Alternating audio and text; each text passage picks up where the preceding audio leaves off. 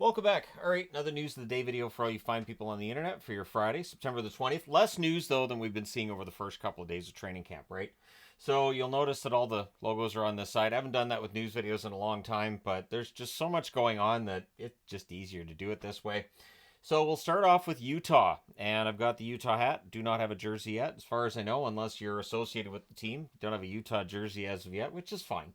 Dylan Guenther is signing an 8-year extension today with Utah. That kicks in next season. The cap hit $7,412,857. So there's a lot of people who thought that Raymond got overpaid, which I don't think he did, but now they're going to be saying the same about Guenther. Top six forwards now go for about $8 million a year in cap space. 7.5, $8 million. That's the standard. I know that's crazy to some people, but with the way that the salary cap is headed, it's supposed to go up to around $92 million next summer. At least that's the speculation.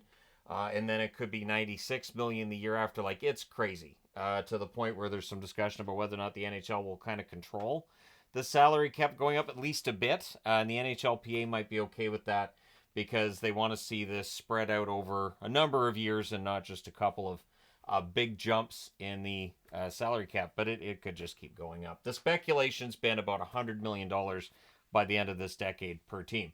So Guenther's $7.4 million cap hit should only age well. So should a lot of the other contracts that are being signed.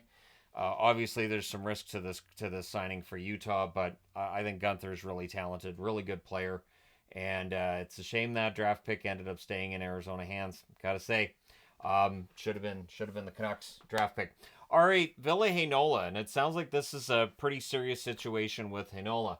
He has an infection in his ankle, could be out long term. My first thought was staph infection, just from the way it's being described, and those can be very serious.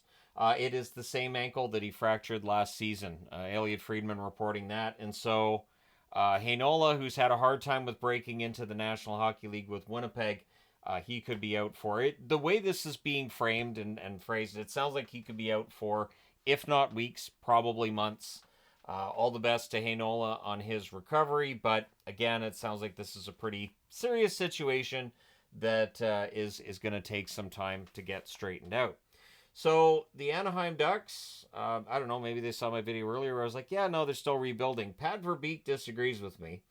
He wants the Ducks to be in the hunt for the playoffs. I'm very disappointed that this was the headline, and I never saw a reference to Duck Hunt anywhere in the article. It's probably because I'm old and nobody under the age of 40 maybe plays Duck Hunt anymore, but man, what a great game. Anyways, Pat Verbeek wants the Ducks in the hunt for a playoff spot. I do think they'll be better. I don't know if they're going to stay in a hunt for a playoff spot necessarily, but they should be better this coming season than they've been for a while now. So Verbeek's basically saying that the standards have gone up. The expectations have gone up. We'll see how the team does this season with that. So with Vancouver and Boston basically trading players in the offseason, Lindholm and Zadorov going to Boston. Lindholm didn't practice today for Boston due to soreness.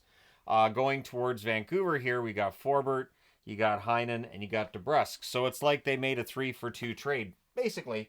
And Brock Besser, very impressed with Danton Heinen, talking about his intelligence on the ice, his hockey IQ, and thinks he'll fit in well.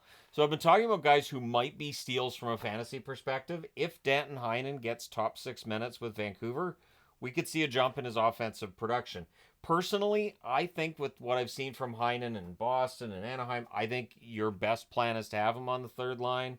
At times, he'd play those top 6 minutes, but it's possible that the Canucks put him into a top 6 role to see what he does. And if he fits in well with the guys, he could get way more points than what's being expected of him right now. So, again, just throwing that out there. So, as mentioned earlier, the Ottawa Senators buying land that they're going to use for an arena.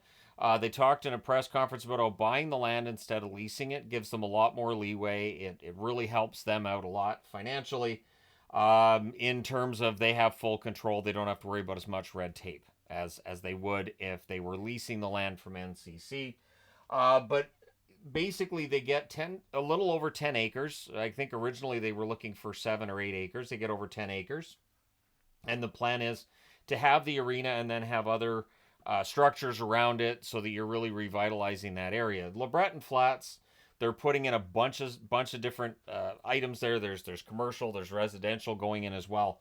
So this is a really good move, and it could kind of change the way that the downtown for Ottawa works. To me, hearing all this, it reminds me of what Calgary's trying to do and what Edmonton did. Edmonton revitalized their downtown when they got the new building, and that seems to be the plan for Ottawa as well. So we'll see if that goes their way. But there's no timeline on when that building is going to get put up. There's no timeline on any of it. And the cost of removing contaminated soil from that area, that hasn't been decided either. So there's a lot of things that are still yet to be decided when it comes to this building being put up and how long that's going to take and how much money it's going to take. But Ottawa will get the building. That's the important thing. And Toronto news, McCabe saying that extension talks have started between his camp and the Toronto Maple Leafs. Toronto clearly not wanting any surprises this year. And so we'll see how many of their pending free agents end up getting re-signed during the year and how people feel about that.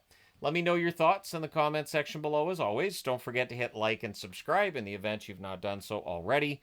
Thank you guys so much for all your support as always. I will talk to you again soon.